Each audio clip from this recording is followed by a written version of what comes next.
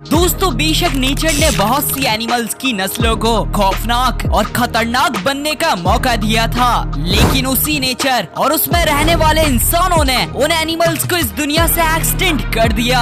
आज की इस वीडियो में मैं आपको उन्हीं खौफनाक और खतरनाक तरीन एनिमल्स के बारे में बताने जा रहा हूँ। वैसे ये वीडियो मेरी most dangerous extend animal series का पार्ट 5 है और पिछले पार्ट्स में आपने बहुत अच्छा रिस्पॉन्स दिया था, तो इस वीडियो को भी पूरा देखना। नंबर 7 मेगालोसैरस। दोस्तों बेशक इस जमाने की डियर बहुत से एनिमल्स का खाना बनती है और भले ही इनकी स्पीड बहुत ज्यादा तेज हो, पर फिर भी हर एनिमल इनका शिकार बड़ी आसानी से कर लेता है। लेकिन आइस एज के जमाने की मेगालोसैरस नामी डियर की स्पीशीज अगर जिंदा होती तो इस वक्त का कोई भी शिकारी एनिमल इनके आसपास भटकने की कोशिश भी नहीं करता, क्योंकि मेगालोसैरस इस दुनिया की हिस्ट्री में आने वाली सबसे बड़ी डियर की स्पीशीज थी, जिनका साइज टोयोटा फॉर्च्यूनर कार के जितना हुआ करता था। और यही नहीं बल्कि इनके एंटलर्स यानी सिंग 12 फीट तक चौड़े हुआ करते थे, मतलब एक कार इनके एंटलर्स में आराम से फिट हो सकती थी। वैसे ये एंटलर्स तमाम डियर की स्पीशीज के मुकाबले सबसे बड़े थे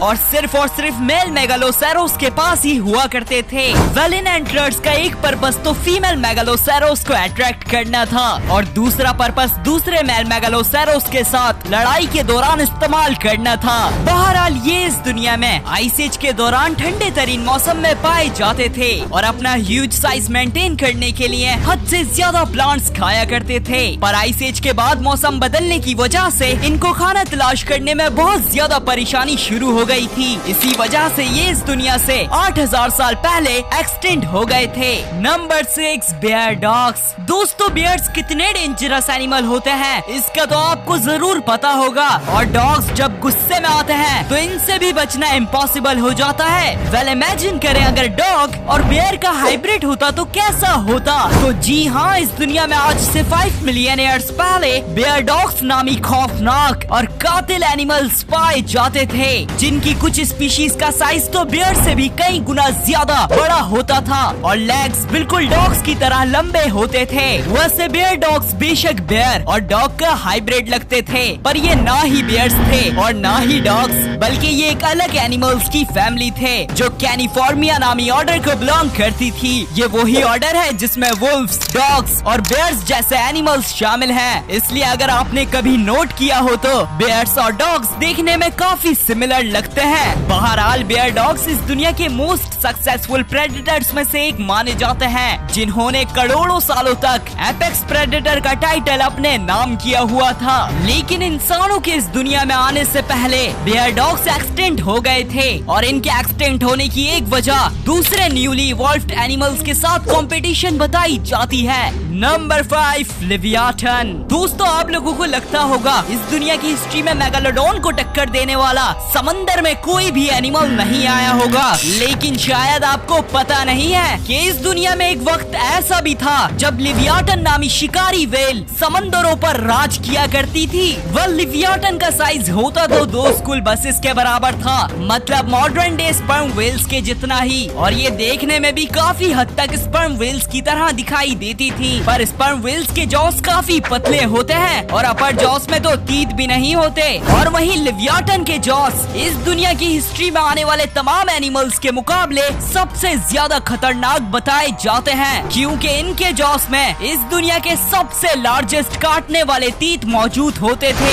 इसलिए तो लिवियाटन इनफ थी मेगालोडॉन जैसी खतरनाक शार्क को चीर कर टुकड़ों में करके खाने के लिए। वैसे आप लोग सोच रहे होंगे अगर लिवियाटन इतनी ही डेंजरस थी तो ये मेगालोडॉन के जितनी फेमस क्यों नहीं है। इसकी वजह है लिवियाटन 2008 में डिस्कवर हुई थी और अब तक सिर्फ स्कल ही डिस्कवर हुआ है। वही मेगालोडॉन 1835 में डिस्कवर हुई थी और इनके फॉसिल्स मिलते रहते हैं। इसी वजह से लिवियाटन जैसा खौफनाक सी मॉन्स्टर अभी तक बहुत ज्यादा अंडररेटेड है। Number 4 Argentavis magnificens. दोस्तों क्वेटलकोट्लस बेशक डायनासोर के जमाने के सबसे डेंजरस उड़ने वाले एनिमल्स थे, लेकिन इनके बाद इस दुनिया में कोई खतरनाक तरीन उड़ने वाला एनिमल आया है तो वो अर्जेंटेवस मैग्निफिसेंस ही है, क्योंकि इनका साइज लाइट एयरक्राफ्ट के जितना हुआ करता था। इसलिए तो इनके पास इस दुनिया का सबसे बड़ा उड़ने वाला बर्ड होने का रिकॉर्ड है। वेल, ये इस दुनिया में आज से 10,000 साल पहले आइस एज के दौरान पाए जाते थे और तो और माना जाता है ये आइस एज के फेमस जाइंट ग्राउंड स्लॉथ्स का शिकार किया करते थे। वैसे सिमिलोडॉन जैसे शिकारी एनिमल का भी शिकार करना अर्जेंटेवस के लिए कोई बड़ी बात नहीं थी। बहरहाल हम इंसान इन जाइंट बर्ड्स के साथ कोएग्जिस्ट किया करते थे और जब अर्जेंटेवस आसमानों में उड़ते थे तो बिल्कुल किसी उड़ने वाले डायनासोर की तरह दिखाई देते थे।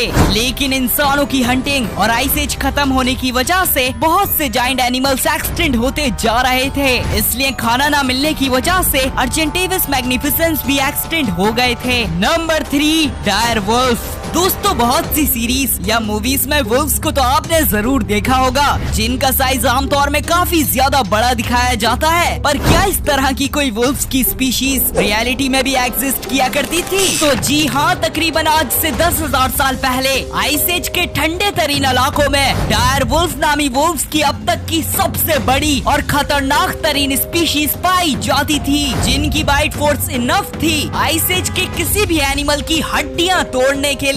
इसलिए तो इनका शिकार वुली मैमथ्स, जाइंट बीवर्स और बाइसन लैटिफ्रॉन्स जैसे मेगाफोना हुआ करते थे। वैसे dire wolf modern day largest grey wolf से साइज में सिर्फ 25% ही बड़ी हुआ करती थी। और तो और रिसेंट कुछ स्टडीज ने शो किया है डायर वुल्फ वुल्फ नहीं थी बल्कि एक अलग कैनाइन थी। कैनाइन डॉग जैसे दिखने वाले एनिमल्स को बोलते हैं, जैसे के dog, wolf, fox, coyote and jackal. Well, जब आइस एज के मेगाफोना एक्सटिंक्ट हुए तो डायर वुल्फ भी खाना न मिलने की वजह से इस दुनिया से एक्सटिंक्ट हो गए थे। लेकिन इनके साथ को एग्जिस्ट करने वाले ग्रे वुल्फ्स आज भी जिंदा हैं, जिसकी वजह है ग्रे वुल्फ की डाइट, जो कि छोटे एनिमल्स पर बेस्ड होती है। नंबर 2, येकेलोप्टेरस। दोस्तों, मुझे यकीन है आप लोग स्कॉर्पियंस के बारे में तो जरूर जानते होंगे, जिनकी इस दुनिया में 2000 से भी ज्यादा स्पीशीज पाई जाती हैं और जिनमें से कुछ का जहर तो इनफ होता है किसी भी इंसान को मारने के लिए।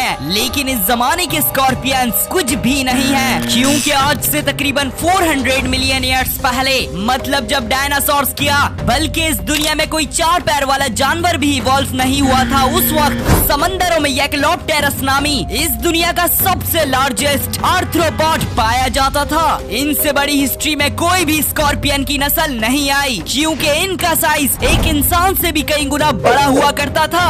येकेलोप्टेरस अपने इकोसिस्टम के एपेक्स प्रेडेटर होते थे और कभी कभार तो ये भूख में एक दूसरे का भी शिकार कर लिया करते थे। बहरहाल येकेलोप्टेरस सिर्फ और सिर्फ पानी में पाए जाते थे, इसलिए तो इन्हें सी स्कॉर्पियंस भी कहा जाता है। लेकिन समंदरों में जब डंक्लियोस्टियस जैसे खतरनाक तरीन एनिमल्स इवॉल्व होना शुरू हुए तो येकेलोप्टेरस और इनके ऑर्डर के एनिमल्स ने अपने आप को बड़े और मरीन एनिमल्स से छोटे और लैंड एनिमल्स में इवॉल्व कर लिया था।